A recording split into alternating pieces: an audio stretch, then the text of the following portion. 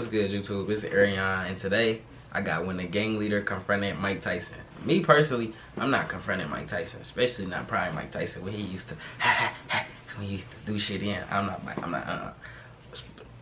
without pole on me, bro. If I got pole on me though, I might. I'll just play it, but look, y'all. If you new, subscribe to the channel and turn on post notifications. Never miss an upload.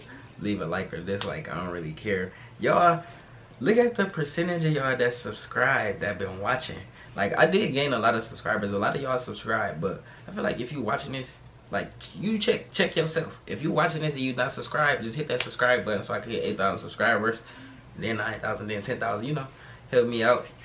I'm not gonna do too much talking though. We gonna get straight into this when the gang leader confronted Mike Tyson. This gonna be a fight, Tyson, and you know it. You hit me, I'm gonna kill you. I'm gonna kill you. Welcome back to the Big Fight Recap here on BLTV Classic. He pulled his glasses off. Did you see his eye? His eye was just hanging out his head. On today's video, we revisit the infamous two-fight saga between Mike Tyson and Mitch Blood Green. A genuine beef that 10 rounds of boxing couldn't squash, as the two would face off one more time on the street, this time in a much shorter affair with a decisive victory. Is this real? What is this? Let's get right to it. I thought that was Mike Tyson to do. Rivals beyond the ring.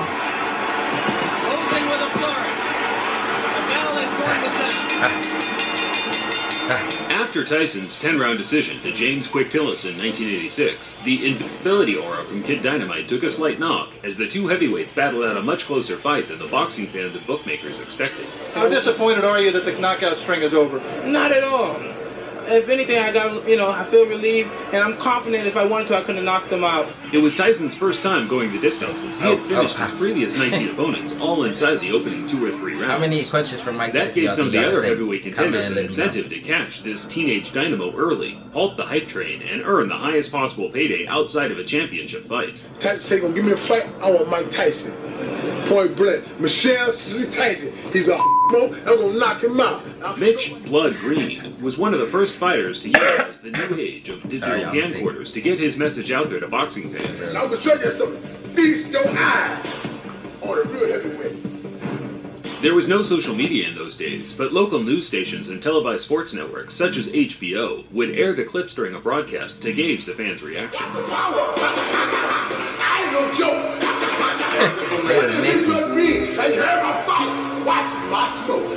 It's probably due to audio compression over time, but I can honestly say I have difficulty understanding what Mitch Green is saying.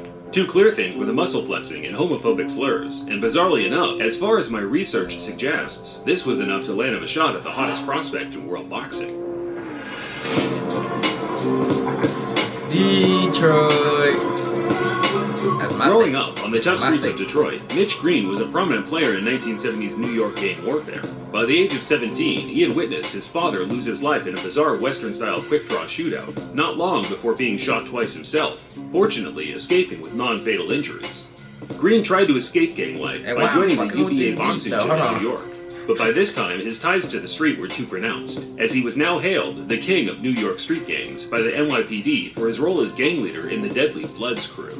Things slowly started to change for Mitch as his reputation as a gang leader was exceeded by that of a talented amateur boxer, the muscular 6'5" big man that was racking up copious tournament success, including several New York Golden Gloves. From the Bronx, New York, undefeated in 5 professional bouts with 1 draw. Green took to the professional ring in 1980 and quickly started racking up wins over journeyman and fringe contenders such as Joe with the Cat Champion Williams in waiting, hairdo. Burbank became the first man to beat Green in 1985, where Mitch made a good account of himself, only losing by majority decision. Both Tyson and Green were on the fringe of a world title shot, so regardless of the antics, the two were on a likely collision course. The trash talk from Green just helped build more interest in the fight, which in turn certainly struck a chord with Tyson, who openly admitted to hating that ugly mother effer. And Mike Tyson, I would not want to be for Mike Tyson. No robe, no socks. He says it makes him feel like a warrior. Makes him feel like a gladiator. Tyson met Green for the first time in May 1986 at Madison Square Garden. It was Tyson's first match at a prestigious boxing venue and also the first to be covered by a large television network.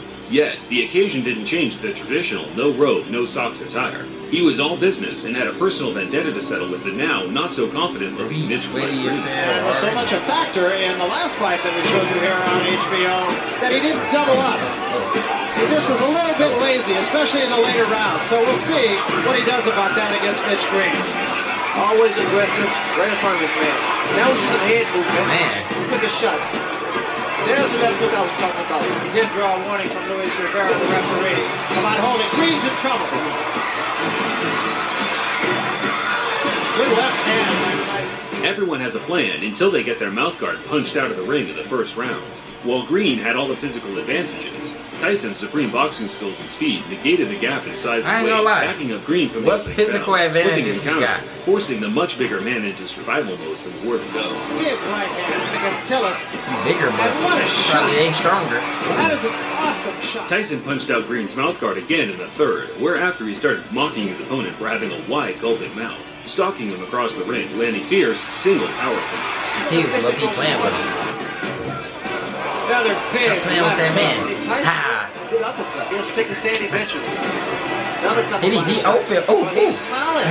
Tyson is smiling. You see, Green has those fast hands. The fight became so routine by the closing stages, the crowd knew they were witnessing a foregone conclusion.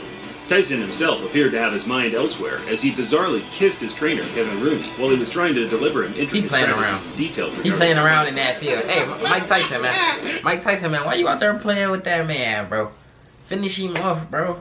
He talking crazy on the net about you, bro. Finish him off, bro. Don't. Kissing your dude on the forehead. 100 miles a minute. Mike Tyson leaned over and just kissed him. Tyson closed the show, trying to score the knockout, but Green's disinclination to engage allowed him to grab and clinch his way to safety, resulting in him losing 9 out of 10 of the rounds on every different scorecard. Boy out there drunk as hell. But we knew deep inside that I was going to win this fight so easy because of his style. He's a game tough opponent, and he took some fairly decent shots. But as you know, I won comfortably, and I didn't try for the knockout, and I used a great deal of discipline in there, not knocking him out. Tyson claimed he carried Green the 10-round distance on purpose to punish him as long as possible, and whether it was true or not, Green's personal pride was hurt, and he was willing to do whatever it took to restore a sliver of respect amongst it, to punish him for as long. Okay. HBO punch stat. Total punches. Tyson. Thrown 460. Landed 280.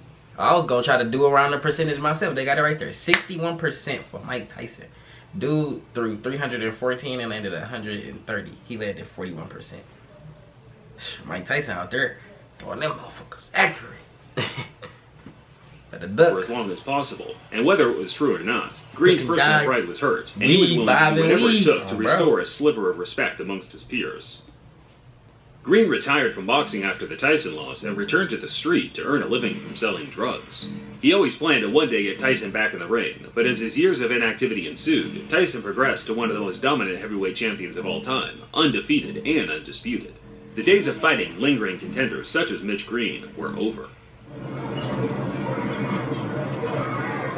It wasn't until a couple of years after their fight that the two would meet again, this time in Green's element, the street.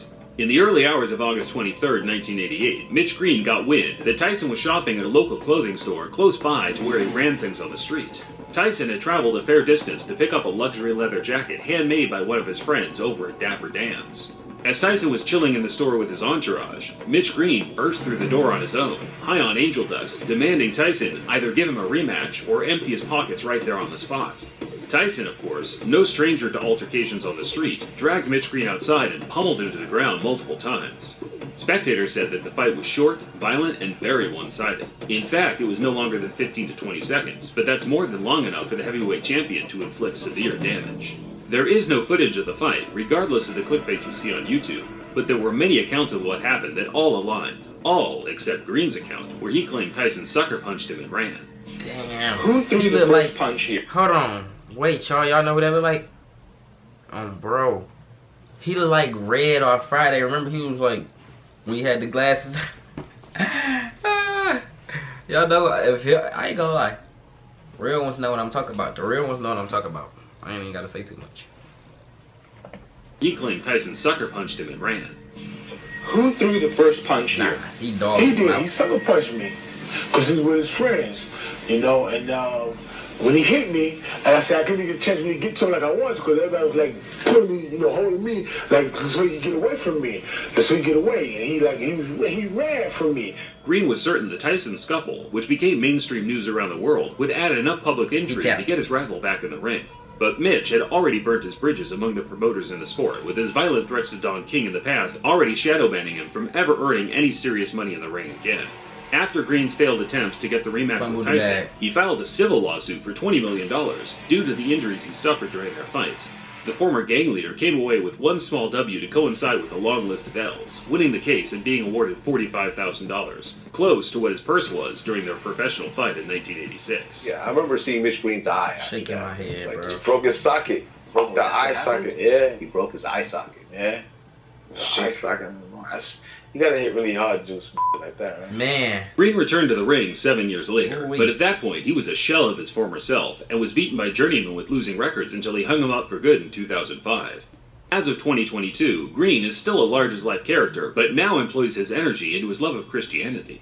He still has a gripe with Tyson. I think it's fair to say the two have now moved on, and whenever the topic is brought up today, they both make light of their infamous 30-year feud. That didn't work. The boy scared to death. If you had the street fight, the boy scared to death. Oh, wait a minute.